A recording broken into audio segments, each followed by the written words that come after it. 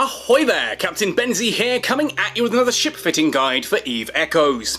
Now, Tech 9 is fast approaching, and last week we had a little bit of a shake-up of the ship tree, which moved a few of these ships around. As such, I had been working on a video for the Maelstrom, but the Maelstrom has been pushed all the way back to Tech level 10, and instead the super awesome looking Tempest has moved down to Tech 9. Same as the Rock and the Raven for the Caldari was switched around as well. Don't worry, I do have videos regarding those coming, hopefully sometime soon too. I have been working hard to try and get these. There's been a few issues with me trying to get onto Fulmination recently. There was a bug where I physically couldn't undock from a station or do anything. That was great fun.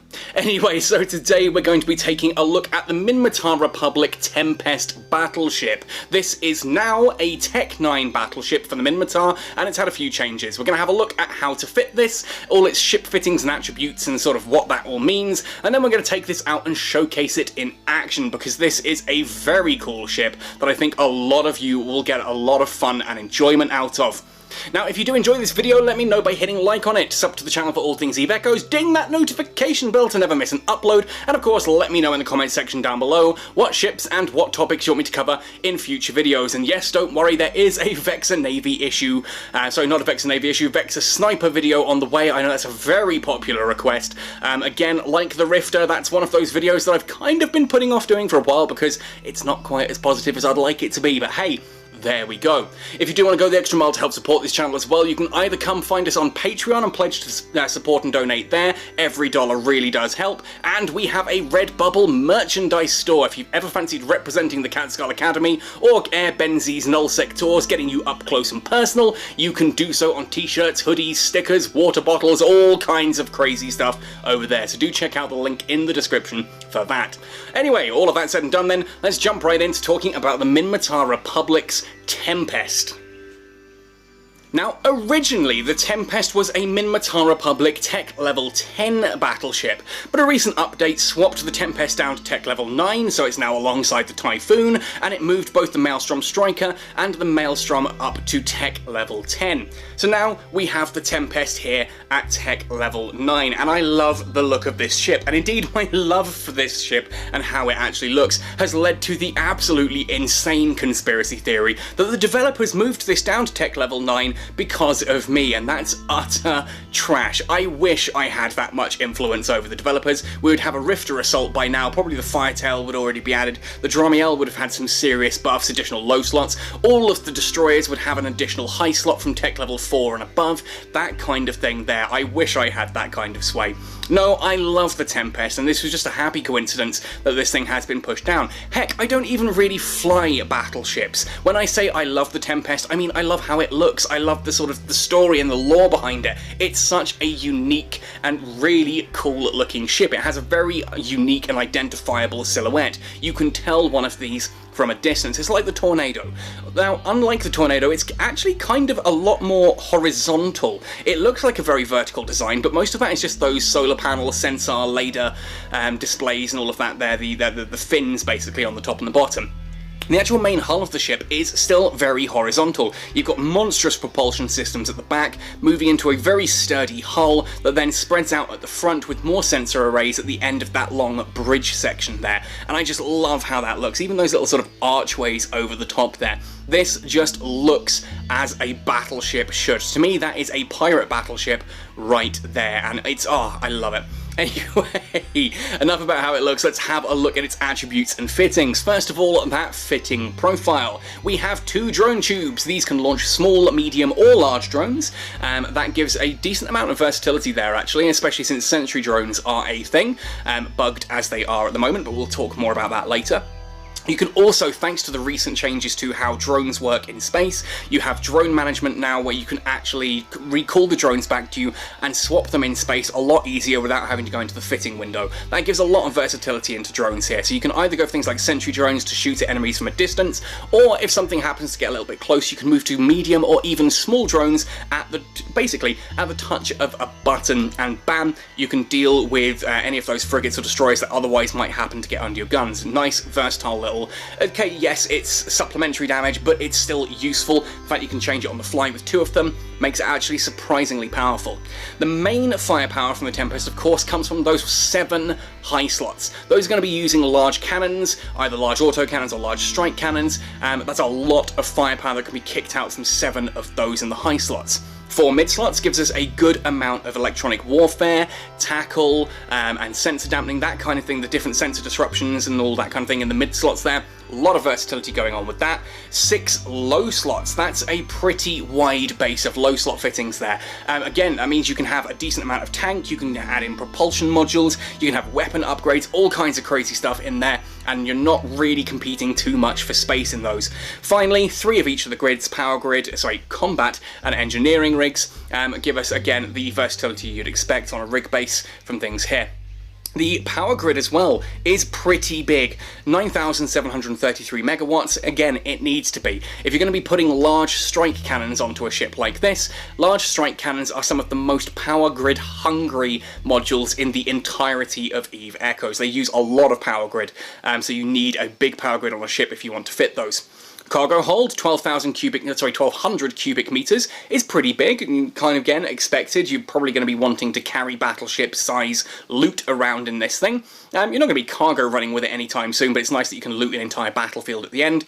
Defense is solid, 64,128. A good amount of that in structure. It's Minmatar ships, the structure is the weakest of the tanks, but 15,000 is still high, along with 17,000 on armor and nearly 20,000 on shields. This thing can take a surprising amount of beating, and that's kind of worth remembering. As we go down, we have a very large capacitor bank, 8,462, with a good maximum capacitor recharge rate, especially for a Minmatar ship, 23.45 gigajoules per second at its maximum capacitor recharge rate, around about 25% of the capacitor. That is a very aggressive capacitor and really helps this ship out quite nicely. Signature radius is monstrous. I mean, heck, you'd expect that. It's a battleship, look at it. It's 923 meters long, and it's got those massive fins on it as well. It's not a small ship, dead easy to spot in space, should be very easy to hit. Also, a surprisingly high scan resolution compared to what I was expecting here. It's still very low, don't get me wrong, it's going to take a long time to lock onto anything frigate or destroyer sized, but it's better than it could be. I was expecting this to be under the 100s. With how they were bringing it down to tier 9 and having some nerfs in there. I'm glad that kind of stayed the same. Pretty happy with that. Warp speed of 2.0 astronomical units per second. It's a battleship, it's fairly slow. Mass is very high, but it's got a very low inertia modifier, which does actually make it surprisingly nimble to accelerate and decelerate. Surprisingly useful. If we move into the trait descriptions, you'll see that here things are actually very simple. There's not much going on here. Battleship Command gives you a bonus of 4% reduction to large cannon activation time. This will affect both strike cannons and your auto cannons. I would argue it actually affects strike cannons probably more because they've got the larger activation time, so a 20% drop on 10 seconds is a much bigger drop than 20% drop on 5 seconds, for example. Beyond that, large cannon operation gives an increase of 5% to large cannon damage. Now, if we were to compare this to the Maelstrom, we're kind of looking at the same skills here. We lost a large cannon ship in the Maelstrom at Tech 9, going up to Tech 10. The Tempest has come down. It is still large cannon. So if you were training into large cannons for the Maelstrom, you can still do very well with the Tempest. And I adore this ship. Let's actually have a look at how to fit this thing, because it is beast.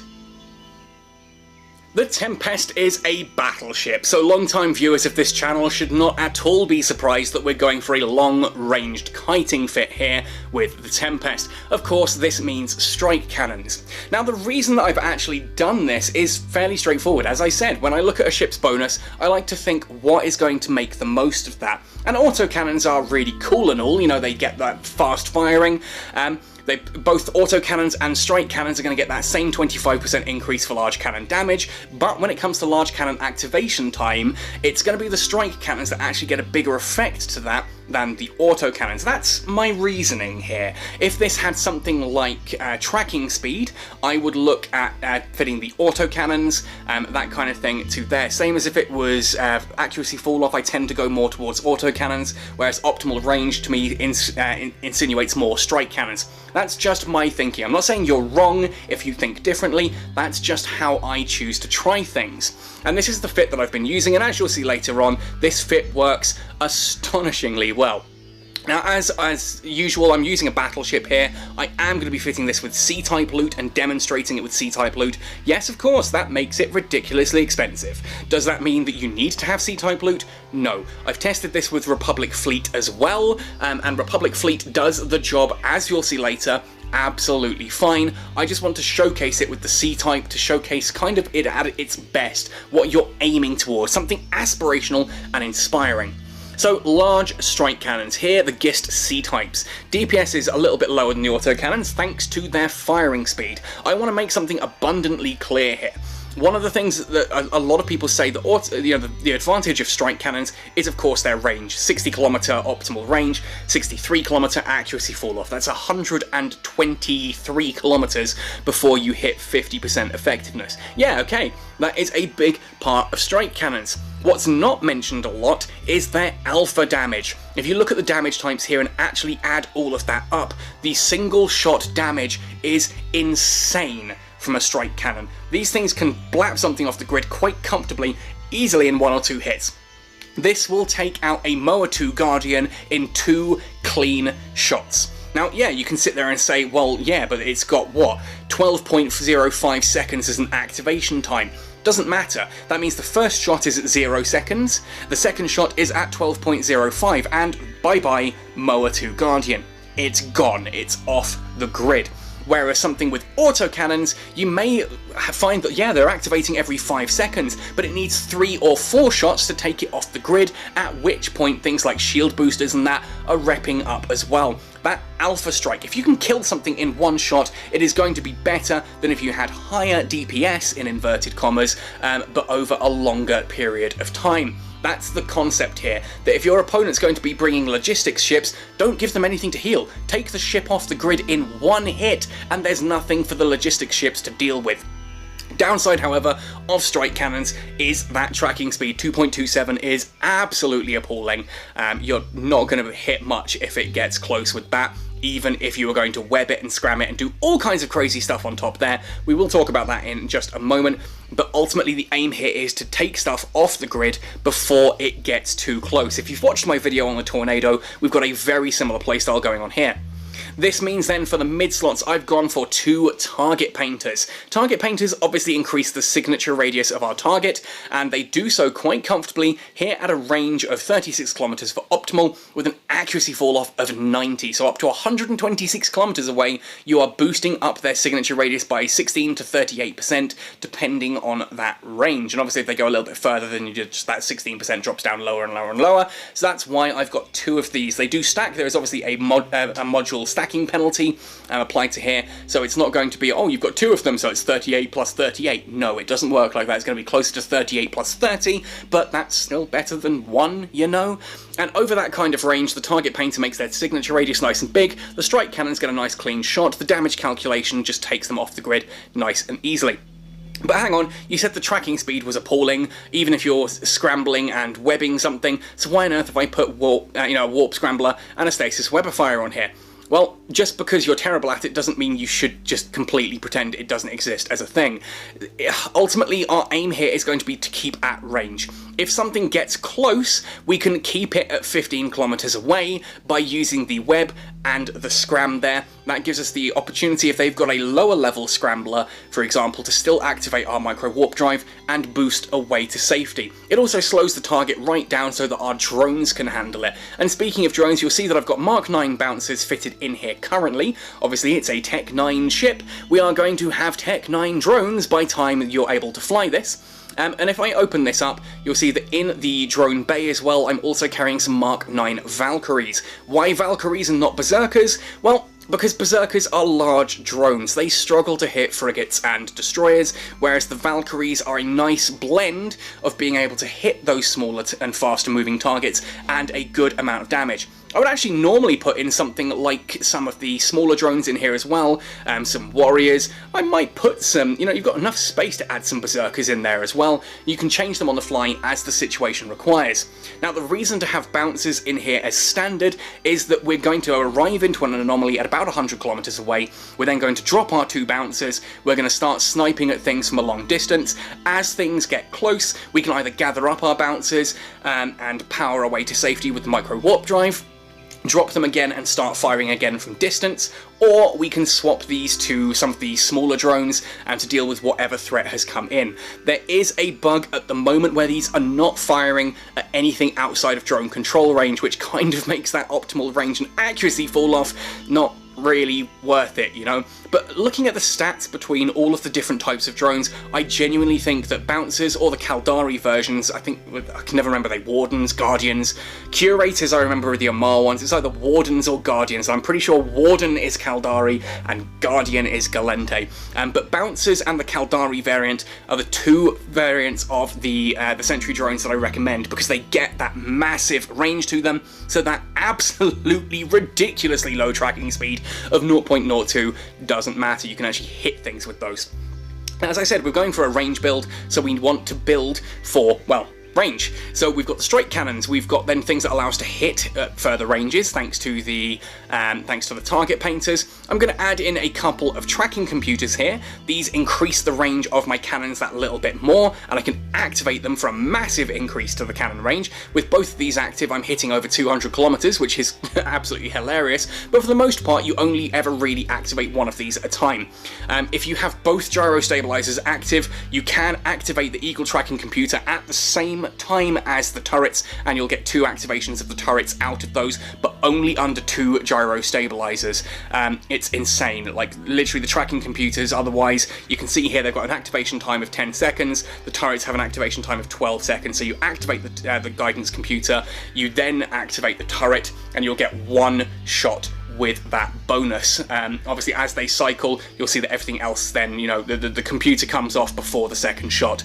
So you get 1 shot at an extra range, but that's usually enough to blap something off the grid. If you can see that there is something like, for example, a Condor 2 interceptor sitting at 120 kilometers. Currently 120 kilometers is going to be at about 50% effectiveness for you. You're probably still going to blap it off the grid, but to be sure, why not activate one of the tracking computers, push your optimal range right the way up to 100 kilometers, and then you've gone from being an accuracy fall off to being at optimal range, and you just do insane damage. Gyro stabilizers are mainly here, not for the activation, and they can be, as I said, if you activate both gyro stabilizers at the time, it does bring the activation time of the cannons below the cycle time of the tracking computer, so you will get 2 cycles out of your cannons per tracking computer if you've got both gyro stabilizers active at the same time, but it's very rare that you'll need that, or that you'll get to do it. The main reason for having 2 is just for the flat damage bonus, not even to actually activate it and get the additional damage, it's mainly just for the cold. Finally then, on this side of things, a C-type large shield booster helps us just to recover any incidental damage we take, and as it's a range build, we need a way to modulate our range. We want to try and keep at the optimal ranges at all times. Basically, I want to sit at about 100 kilometers most of the time. That's usually out of range of my opponent's guns, and I'm still doing good damage with mine. The micro warp drive, a quick activation of that, is usually enough to push you to the range you want to be at. The cannons have the range, the micro warp drive helps you actually control that range. Now, in regards to rigs, I'm going to start here with the engineering rigs. Because I want to be able to modulate my range nice and quickly, I've gone for a polycarbon engine housing and auxiliary thrusters. This twins into that micro warp drive and gives me even more speed when I want to move away, and I accelerate faster, so as something's coming up to me I can activate that micro warp drive and I hit top speed sooner. In fact, you'll see that with those fitted, we've got a cold navigation here, max velocity 224.4, and we're getting a decent, for a battleship, warp preparation time of 9.03. That's based on your inertia modifier. That's how quickly you kind of reach max speed. It's not exactly the 9.03 to reach max speed. Obviously it's going to be a little bit longer. The 9.03 there is how quickly it's going to take you to reach 75% speed, which is warp. Finally then, there is a third obviously rig slot here. A targeting system subcontroller just helps bring that targeting up to 206mm. It's enough there that I can lock on a little bit faster.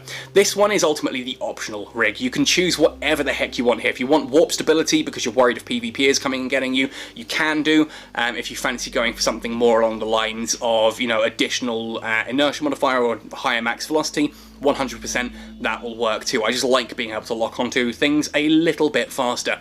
For the combat rigs, I've gone for 2 burst aerators because we're leaning into that activation time bonus, but here collision accelerators do actually have a use. Again, the DPS will look lower with collision accelerators, but the alpha damage, that single shot that you can do in one go, is going to be significantly higher. This doesn't increase the damage per shot, it just increases the amount of shots that you fire during a period of time. If the battle can be won in a single shot, then the collision accelerators are going to be better. The cannon burst aerators, that higher DPS, does take a bit of time to ultimately come to the front there, mathematically speaking.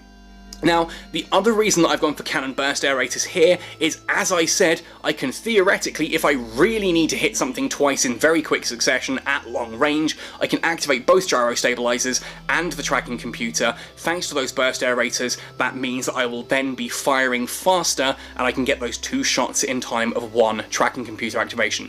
Finally then, the third slot, I could go for a collision accelerator for a little bit of extra damage. I'd rather go for a cannon ambit acceleration because that allows me to get that additional accuracy fall off there, pushes us up to a good comfortable 100, you know, doing good DPS at 100 kilometers away. But it's all very well and good me talking about this. Let's actually jump out into space and showcase this one in action. It's everyone's favourite Tech 10 storyline encounter, Bad Hair Day. So here we are, out in the combat encounter here, and this is the end of Wave 2. I'm literally just parked here, and I've been blapping this wave ship by ship by ship, and I don't think I've even had to activate my shield booster at this point in time. It is just the target painters. I've been sitting there, quite comfortably sniping at 74 kilometers away here, 100 kilometers even further each time. So when a wave spawns, of course, I look for the small ships first of all. Those are going to be things like our Condor Interceptors, Cormorant Covert Ops, that kind of thing. I lock onto those, and we're going to start to take those out one by one. So now that we're locked on, there we are, just check we've got everything we need. Everything's nice and far away. Look for the closest one, put the target painters onto it. Going to add a touch extra damage. Single shot there takes it off the grid. Now we've got the elite Pithy Condor 2 Interceptor coming a little bit closer now, so we wait, those target painters are going to activate across there, activate the cannons, and blap, down that one goes as well. This is just the insane range and insane damage. Nothing's hitting me here. We're going to go for that Cormorant next, as that's getting a little bit close. At 71 kilometers, next activation should be plenty to get that. You see, I'm not moving. I'm quite comfortably parked right where I am. I haven't put down the drones, simply as I said, there is a bug at the moment that means those drones the sentry drones don't fire, so I've, anything that's not in drone control range, which for me is 35 kilometers, so I've just swapped to the Valkyries there, in case anything gets a bit too close. Now on to the next one, Pith Condor 2. As I'm watching this footage back now, I'm sitting here going, why on earth was I not firing at the elite? That is closing in surprisingly quickly, but I've caught onto it now. That looks like it is going to be our next ship, and I'm finally beginning to take some damage, so I am going to start running that shield booster. I think we've got some of the some of the bigger ships are getting closer. We've got a mower there, which I'm now going to start to pull away from. There we are. And this Condor 2, I do seem to be struggling to hit this, so I'm going to try and move in a straight line away from it whilst I get rid of it. I don't know if that's just got insane tank or what's going on there, so I'm flying in a straight line away from it, trying to keep my angular velocity as low as possible, and you'll see I'm deactivating the cannons here, activating at the same time as the computer to get that shot off, and blap, down it goes. It's just giving me that extra optimal range and accuracy fall off to make sure that it's gone from being an accuracy fall off to suddenly being an optimal range for massive amounts of damage. On to the Cormorant.